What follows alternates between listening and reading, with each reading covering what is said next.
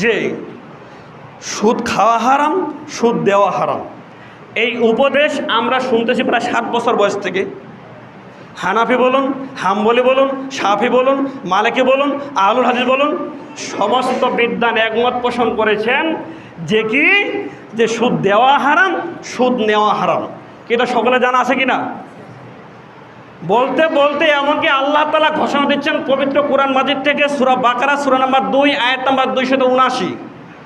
আল্লাহ তাআলা এমন একটি ভাষা ব্যবহার করেছেন, আল্লাহ তাআলা বলছেন যারা সুদ খাওয়াকে ছেড়ে দিবে না তাদেরকে তুমি জানিয়ে দাও আল্লাহ এবং রসুলের পক্ষ থেকে তার জন্য যুদ্ধ ঘোষণা করা হলো। বলুন নাউজুবিল্লাহ।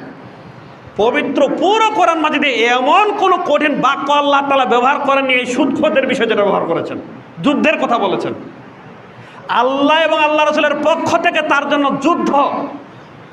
আমার সাথে আপনাকে জিহাদ করা মানে আমি মানুষ, কিন্তু আল্লাহর সাথে যুদ্ধ করা কারো ক্ষমতা আছে? নেই।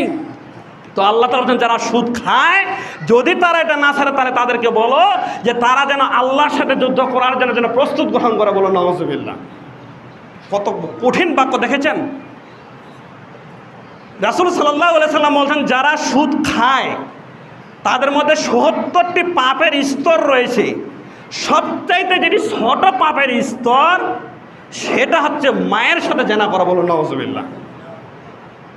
সামান্য পরিমাণ যদি মস্তিষ্ক ঠিক থাকে, ব্রেন থেকে থাকে, তাহলে কোনো মানুষ তার মায়ের সাথে অন্যায় করতে পারে কি? পারবে? কথা বলেন না কেন? সামান্য তোমার যদি মেধা থেকে থাকে কোনো ব্যক্তির, তাহলে মায়ের সাথে অন্যায় করতে পারবে?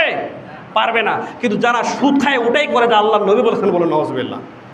নিশ্চিত করেন মায়ের সাথে জেনা করলে যে পাপ হবে, যারা সুদ 1 টাকা খাবে তারা ওটাই করবে যা আল্লাহ রাসূল বলেছেন, নিশ্চিত করবে। এটাই চূড়ান্ত।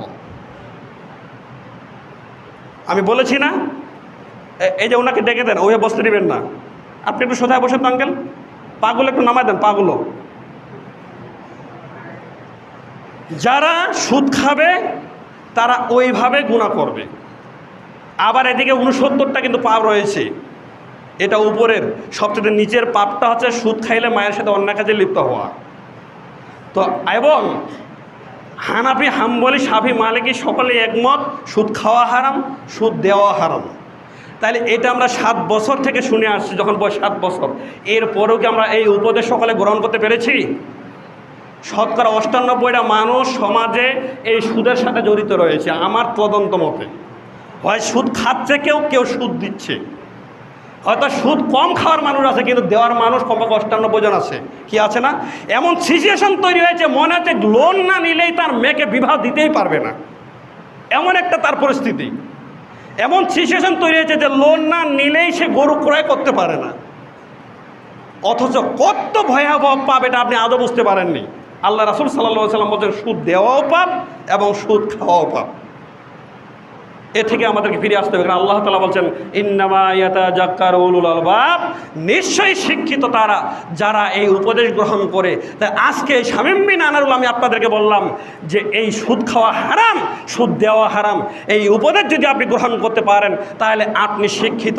আর যদি আপনি গ্রহণ করতে না পারেন তাহলে মনে করুন আপনি এখনও শিক্ষিত হতে পারেননি। আপনি ডক্টরেট করেছেন, ওটা নাখোশ, ওটার চারানা মূল্য নেই। বলছিলাম 7